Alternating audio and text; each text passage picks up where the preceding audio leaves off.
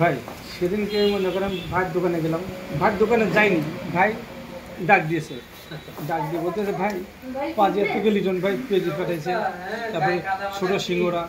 কিন্তু সিঙ্গড়া খাওয়া শেষ করলাম, কিন্তু পেঁয়াজি খাওয়ার সময় একটা অদ্ভুত ব্যাপার দেখলাম, এত সুন্দর সুন্দর পেঁয়াজগুলো কুচি কুচি করা, তা মনে করেন যে অসম্ভব সুন্দর। আমি কেশবপুরিতে খাইছি, কেশবপুরির সব দোকানে না, কিছু কিছু দোকানের একটা পেঁয়াজ দেখি 6 ফালা করে দেয়, দিয়ে মনে করি বাতার মতন মনে করেন নরম নরম মাইকে দেয়।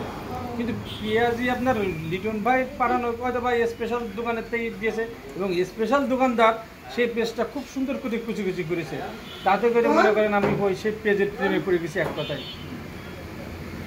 তাই আমরা আবার আশাবাদী যে লিটন ভাই কবে আমাদের জন্য পেঁয়াজি বানাবে, আবার সেই পেঁয়াজি খাবো।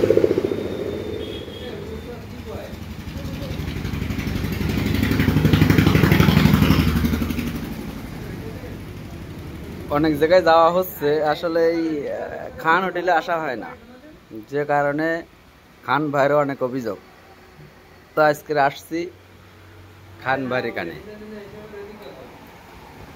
ইলিশ মাছটা অনেক স্বাদ, অনেক সুন্দর। ইলিশ মাছটা কেমন লাগলো বলেন? অনেক সুন্দর, ইলিশের স্বাদটা সুন্দর দাদা ভাই। হ্যাঁ, অনেক সুন্দর, এত সুন্দর পরিবেশও, এত সুন্দর রান্না। আর এই যে সুই ঝালের আস্ত রসুন দিয়ে পিস, আপাতত ওনাদের জন্য এই কয়েকটাই রাখা হয়েছে। হয়তো বা গামলায় কম দেখে মনে করতে পারেন যে এত কম কেন। আর লিটন ভাইরে কি খাওয়াবেন? গরুর ভুড়ি নাকি একটা খাওয়াতে চাইছেন? না, ভাইয়েরকে চুই ঝালের খাসির ভুড়ি খাওয়াবো। খাসির ভুড়ি? এবং আস্ত নারকেল দিয়ে পেস্ট করে দেওয়া হবে। ভাই আসলে পারে, সাথে মানিকদা আসতে পারে, মানিকদার বন্ধুরা আসতে পারে, সবাইকে দাওয়াত রইল। তারপরে সে তো পেরেছে, সে ভাইয়ের কথা তো বলবই না, মিজান ভাই শুনতে।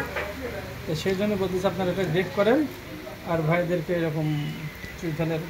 মানে আমি কি থাকবো তার সাথে নাকি?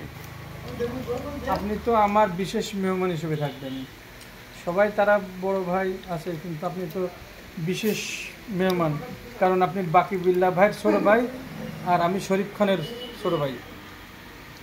সেই হিসেবে আমাদের একটা সম্পর্ক পূর্বের।